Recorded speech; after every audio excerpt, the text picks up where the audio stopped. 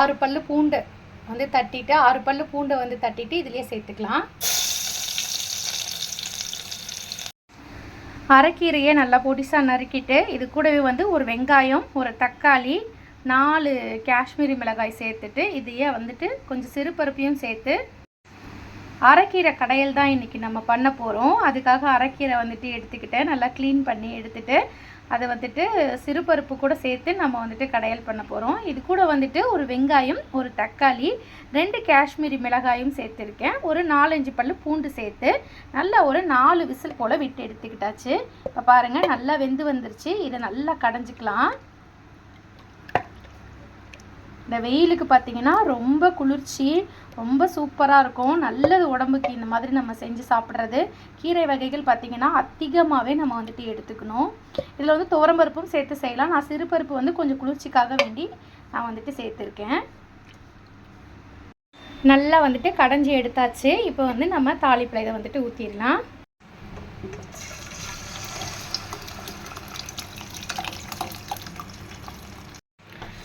அவ்வளவுதான், அருமையான அரைக்கீரை பருப்பு கடையல் அருமையாக ரெடி ஆயிடுச்சு.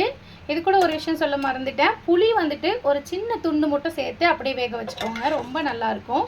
தேவைக்கேற்பன உப்பு சேர்த்துட்டு கொஞ்சம் போல் பெருங்காயத்தூள் சேர்த்து முடிச்சிட்டோம்னா இந்த அருமையான அரைக்கீரை கடையில் வந்து ரெடி ஆயிரும். பாருங்கள் சூப்பராக வந்து ரெடி பண்ணிட்டோம்.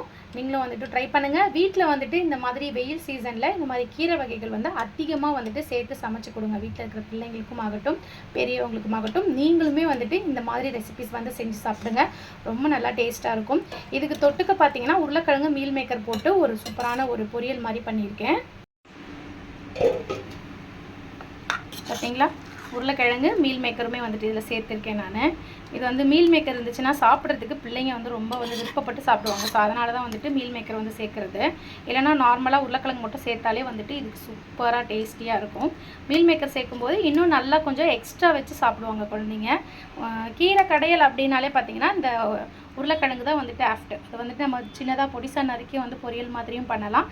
இந்த மாதிரி வந்துட்டு நம்ம வந்துட்டு வேக வச்சும் எடுத்துக்கலாம். இப்போ நம்ம கீரை வேக வச்சோம்ல, அதுலேயே வந்துட்டு நான் இந்த உருளைக்கிழங்குகளை ஒரு 4 உருளைக்கிழங்குலையும் சேர்த்து வேக வச்சுட்டேன். அதுலேயே வெந்து வந்துருச்சு. அதுக்கப்புறம் தோலை மட்டும் நீக்கிட்டு மீல் மேக்கரோடு சேர்த்து நல்லா சூப்பராக வந்துட்டு இந்த மாதிரி வந்துட்டு பொரியல் மாதிரி பண்ணியாச்சு. அவ்வளோதான். இன்றைக்கி ரெசிபி பார்த்திங்கன்னா நம்ம வீட்டில் ஒயிட் ரைஸு, மீல் மேக்கர், உருளைக்கிழங்கு போட்ட பொரியல், அதுக்கப்புறமா பார்த்திங்கன்னா கீரை கடையல். அவ்வளோதான். உங்கள் வீட்டில் இன்றைக்கி என்ன ரெடி பண்ணிங்கன்னு மறக்காமல் கமெண்ட்டில் சொல்லுங்கள். இருந்த பாத்திரத்தை எல்லாத்தையும் வந்துட்டு கழுவி முடிச்சாச்சு. அவ்வளோதான். இப்போ சிங்கையும் க்ளீன் பண்ணிட்டோம் அப்படின்னா போய் சாப்பிட வேண்டியதான். குட்டீஸ்க்கு எல்லாருக்கும் வந்துட்டு சாப்பாடு வந்துட்டு கொடுத்தாச்சு. 3 பெரிய குட்டீஸ்களுக்கும். எங்கள் வீட்டு குட்டீஸ்கள் பார்த்திங்கன்னா கிட்டத்தட்ட 5, 6, 7, 8 பேர் ஆயிட்டாங்க. என்ன இப்போ பிறந்த குட்டிங்கெல்லாம் இருக்காங்கல்ல, அவங்கெல்லாம் தாய்ப்பால் தான். ஸோ அவங்களுக்கு சாப்பாடு நம்ம கொடுக்க வேண்டியதில்லை. நான் குடிக்க தெரியல சரியா, ஸோ அதனால் அவங்களுக்கு வந்துட்டு கூடவே இருந்து கொஞ்சம் நேரம் குடிக்கிற வரைக்கும் உட்காந்துட்டு இருக்க வேண்டியதாக இருக்குது. என்ன பண்ணுறது.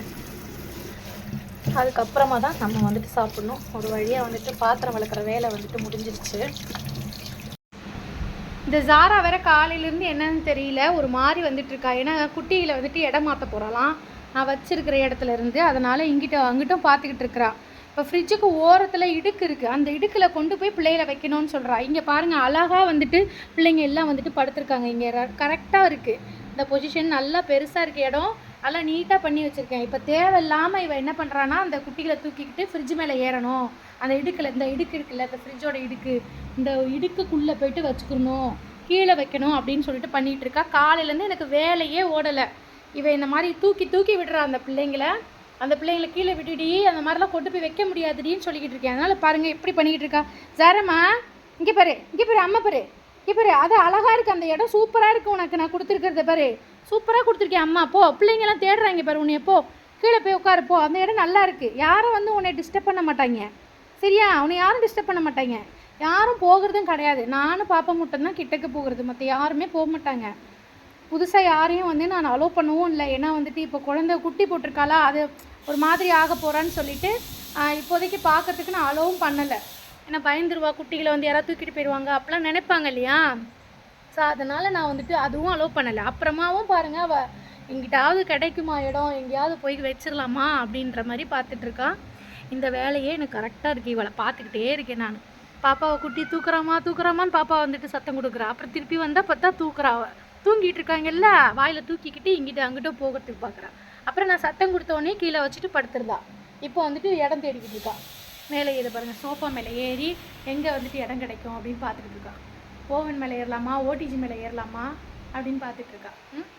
பிள்ளைங்களுக்கு கரெக்டான ஒரு இடம் கொடுத்தாச்சு. அப்புறமா எதுக்கு போய் தேடுவானே.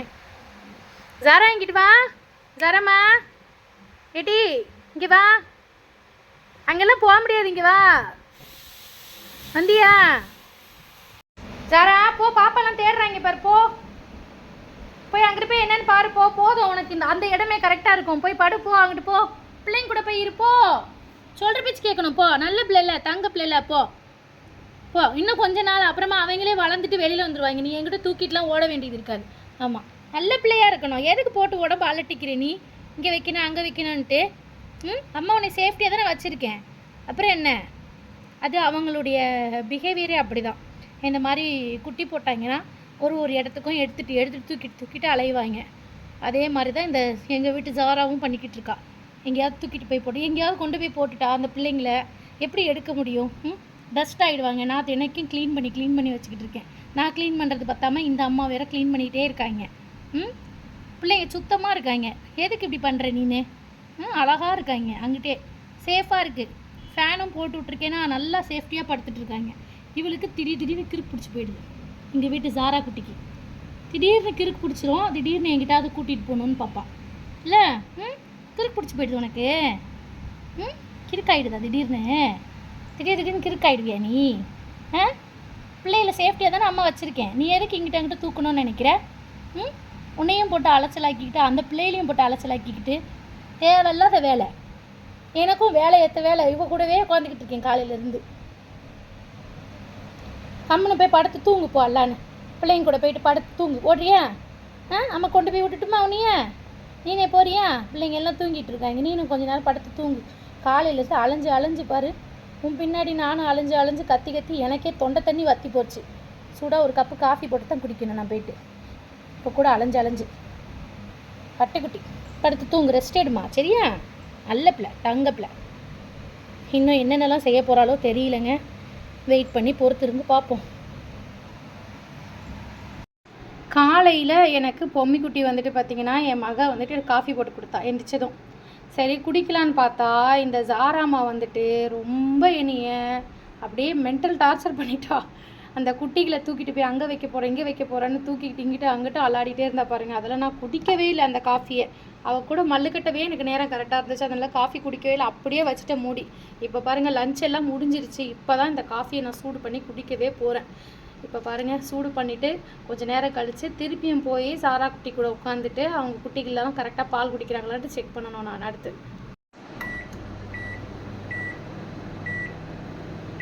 ஒரு 4 நிமிஷம் வச்சாலே போதும். டக்குன்னு வந்துட்டு ஹீட் ஆகிடும். டக்குன்னு வந்துட்டு காஃபி வந்து சூடாகிடும். சூடாக வந்துட்டு குடிக்க வேண்டியதான். இதுக்காக ஒரு பாத்திரத்தை எடுத்து சூடு பண்ணணும். ஸோ அதனால் எப்பயுமே இந்த மாதிரி ஹீட் பண்ணி நாங்கள் ஏதாச்சும் மீந்து இருந்துச்சு பால் கீழே ஏதாவது சூடு பண்ணணும், ஏதாச்சும் பொரியல் சூடு பண்ணணும்னா இந்த மாதிரி வந்துட்டு சூடு பண்ணி சாப்பிட்டுக்குருவோம். பாருங்கள் இப்போ தான் வந்துட்டு படுத்துட்ருக்கா. அந்த பாருங்கள் படுத்துட்டு மறுபடியும் குரல் கொடுக்குறாளாம். நான் எடுத்துகிட்டு போய் எங்கேயாவது வைக்க போகிறேன். இவங்க எங்கேயும் ஓட்டைக்குள்ளே குட்டிகள் போயிடக்கூடாது அப்படின்னு சொல்லிட்டு சோஃபாக்குள்ளே நேற்று போயிட்டாங்கன்னு சொன்னேன்ல. அதனால் ஒரு அட்டைப்பெட்டியும் எடுத்து அப்படி சொருகி விட்ருக்கீங்க. பாருங்கள் கோல்கேட்டு டப்பா வந்துட்டு அந்த ஓரத்தில் சொருகி வச்சுருக்கேன்னா அந்த பக்கம் ஒரு அட்டையை வந்துட்டு சொருகி வச்சுருக்கேன். அப்போ தான் வந்துட்டு குட்டிங்க என்கிட்ட போயிடக்கூடாது. நீ இவ்வளோ சேஃப்டி நான் பண்ணி வச்சுருக்கேன். ஆனாலும் அந்த அம்மா வந்துட்டு இந்த இடத்த விட்டு வேறு ஒரு இடத்துக்கு போகணும் அப்படின்னு சொல்லிட்டு பார்க்குறாங்க. அது நல்ல இடமா இருந்தாலும் பரவாயில்ல, அது வந்துட்டு ஃப்ரிட்ஜுக்கு கீழே போகணுங்கிற கரண்ட் ஃப்ளக்கெல்லாம் போயிட்டுருக்கு. காலிலேருந்து ஃப்ரிட்ஜை நான் அமர்த்தியே போட்டேன். இவன் உள்ளே போய்கிட்டு இருக்காளே அப்படின்னு சொல்லிட்டு. இப்போ கூட பாருங்கள் அந்த எட்டி பார்த்துட்டு இருக்கா பார்த்தீங்களா? நான் என்ன சொன்னேன் அம்மா என்ன சொன்னேன்? உங்ககிட்டே படுத்துக்கோன்னு சொன்னேன்ல. திருப்பி என்ன எட்டி பார்த்துட்ருக்க? பிள்ளைகளுக்கு பாலை கொடுத்துட்டு நீனும் படுத்து தூங்கு. நல்ல பிள்ளைல படுத்து தூங்குடி தங்கம். குட் கேர்ல சாரம்மா. சொல்ல பிச்சு கேட்கணும். Good girl. இங்கே இருக்கிறது தான் சேஃப்டி உனக்கு, சரியாம்மா? பட்டுக்குட்டியே காஃபி சூடாகிடுச்சு, போய் எடுத்துகிட்டு வந்துடுறேன். ஜாராமாட்ட பேச போனதில் இங்கே பாருங்கள் காஃபி சூடாகி பொங்கி கீழே கொட்டிடுச்சு கொஞ்சம். அடுத்து இதை க்ளீன் பண்ணும். இதே வேலையாகவே இருக்குது எனக்கு. ஆனால் காஃபி நல்லா சுட ரெடி ஆகிடுச்சு. இப்போ இதை வந்துட்டு க்ளீன் பண்ணணும். கொஞ்ச நேரம் அப்படி போய் பார்க்குறேன்ல, அதனால தான் சொல்கிறல, கிச்சனில் வேலை பார்த்துட்டு இருக்கும்போதே இவங்கள போய் எட்டி எட்டி பார்த்துட்டு இருக்கேன். அதுலேயே ஒரு வேலையை இப்படி அப்படியே சொதப்பலாக ஆகிடுது. அப்படி இருந்தும் இன்றைக்கி எப்படியும் வந்து சக்ஸஸ்ஃபுல்லாக வந்து சமைச்சு முடிச்சாச்சு. இப்போ காஃபியை சூடாக வந்துட்டு குடிக்க போகிறேன். நைட்டு டின்னருக்கு சூப்பரான ஒரு புலாவ் வந்து ரெடி பண்ணியிருக்கேன். இதில் பார்த்தீங்கன்னா மீல் மேக்கர், அதுக்கப்புறம் வந்துட்டு கேரட்டு, மிளகு, சீரகம், பட்டை, கிராம்பு, ஏலக்காய், அதுக்கப்புறம் பார்த்திங்கன்னா சூப்பரான இன்க்ரீடியண்ட் என்ன அப்படின்னா இந்த மொச்சுக்கொட்டை சொல்லுவாங்கள்ல, அந்த மொச்சுக்கொட்டையும் வந்துட்டு இதில் சேர்த்துருக்கேன். ரொம்ப அருமையாக இருக்கும், நல்ல டேஸ்ட்டாக இருக்கும். இதில் கூட பார்த்திங்கன்னா 3 பச்சை மிளகாய் மட்டும்தான் காரத்துக்கு ஆட் பண்ணியிருக்கேன், வேறு எதுவுமே கிடையாது. இது மட்டும்தான். தேவையான அளவுக்கு உப்பு சேர்த்து இது ரெசிபி வந்து செய்ய வேண்டியதுதான். அந்த ரெசிபிக்கான வீடியோ வந்து ஆல்ரெடி நான் போஸ்ட் பண்ணியிருக்கேன், அதை நான் லிங்க்கில் கொடுக்குறேன், நீங்கள் போய் செக் பண்ணிக்கோங்க. சரி, இதுக்கு தொட்டுக்க என்ன செஞ்சுருப்பேன் வாங்க பார்க்கலாம். இதுக்கு தொட்டுக்க பார்த்திங்கன்னா சூப்பராக மீல் மேக்கர் போட்டு, அதுக்கப்புறமா பார்த்திங்கன்னா மொச்சுக்கொட்டை போட்டு சூப்பரான ஒரு கிரேவி ரெடி பண்ணியிருக்கோம். இதில் வந்து சிக்கன் மசாலா, தனி மிளகாய் தூள், கரம் மசாலா, இஞ்சி பூண்டு பேஸ்ட்டு, ஒரு 2 வெங்காயம், 2 தக்காளி, அவ்வளோதான். அவிச்ச முட்டைகளை சும்மா இந்த மாதிரி கீறி இப்படி போட்டோம்னா அந்த மசாலா பார்த்திங்கன்னா அப்படியே அழகாக உள்ளே போயிட்டு பதிஞ்சிரும். சாப்பிடும்போது பார்த்திங்கன்னா அந்த மசாலா பதிஞ்சிருக்கும், சாப்பிட்றதுக்கு ரொம்பவே டேஸ்ட்டாக இருக்கும். ஒன்ஸ் ட்ரை பண்ணி பாருங்கள். இது அப்படியே கடிச்சு சாப்பிடும்போது சிக்கன் மாதிரியே இருக்கும்னா பார்த்துக்கோங்க. வாங்க சாப்பிட எடுத்து வச்சிடுறேன். சுட சுட சூப்பரான மீல் மேக்கர் கேரட் போட்ட புலாவ் ரெடி பண்ணியாச்சு. இப்போ வந்துட்டு சேவ் பண்ணிகிட்ருக்கோம். இன்னும் கொஞ்ச நேரத்தில் அப்படியே வச்சு சாப்பிட வேண்டியது தான். அருமையான டின்னர் வந்து இன்றைக்கி நம்ம வீட்டில் ரெடி பண்ணியிருக்கோம். இது கூட மீல் மேக்கர், அந்த முட்டையும் போட்டு அந்த கிரேவியும் சேர்த்து அப்படியே சாப்பிட்டோம்னா சூப்பராக இருக்கும். நல்ல டேஸ்டியான ஒரு ரெசிபி. இதை நான் வந்துட்டு அடிக்கடி பிள்ளைங்களுக்கு வந்து செஞ்சு கொடுக்குறது. ரொம்ப ஈஸியான ஒரு ரெசிபி, ஆனால் டேஸ்ட் பார்த்திங்கன்னா வேறு லெவலில் அட்டகாசமாக இருக்கும்.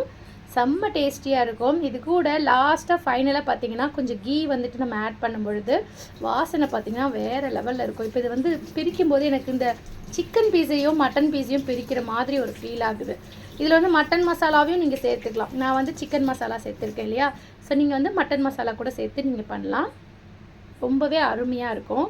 டேஸ்ட் பண்ணிவிட்டு எப்படி இருக்குன்னு சொல்கிறேன்.